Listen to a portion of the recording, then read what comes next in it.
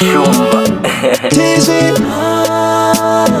TZK Dawa Matara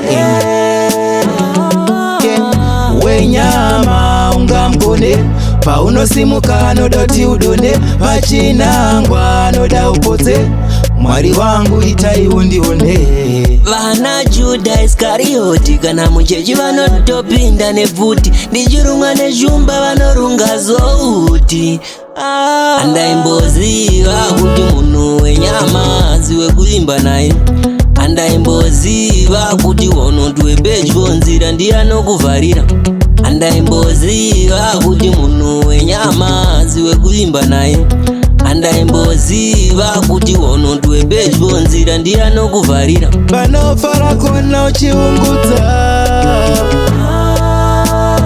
misodzi yako vanopururudza iwe. Vanofara kuona nchiungudza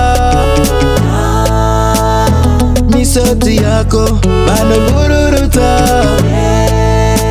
Vakazara neruvengo kodora varimbosinira vatichaisa hope usiku nemadzikirira kuti nokora tsoka vareke vavengi avareke. Vanoda ndibaya nemuzeve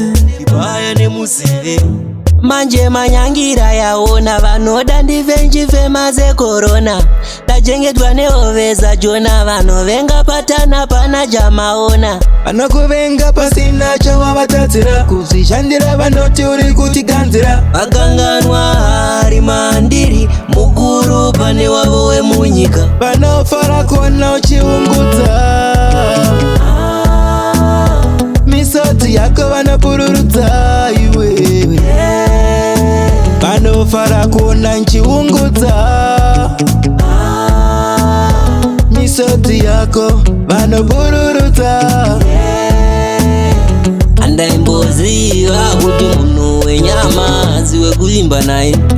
Andaimboziva kuti waunotu wepedyo nzira ndiye anokuvharira. Andaimboziva kuti munhu wenyama aziwe kuimba naye. Andaimboziva kuti waunotu wepedyo nzira ndiye anokuvharira. Wenyama ungamkone paunosimuka nodoti udone pachinangwa noda upotse mwari wangu itai undione. Vana Juda Iskarioti kana muchechi vanotopinda nebvuti ndichirunga nezvumba vanorunga zouti. Andaimboziva kuti munhu wenyama aziwe kuimba naye. Andaimboziva kuti waunotu wepedyo nzira ndiye anokuvharira. Andaimboziva kuti munhu wenyama aziwe kuimba naye. Andaimboziva kuti waunotu wepedyo nzira ndiye anokuvharira. Vanofara kuona uchiungudza misodzi yako vanopururudza iwe. Vanofara kuona nchiungudza misodzi yako vanopururudza.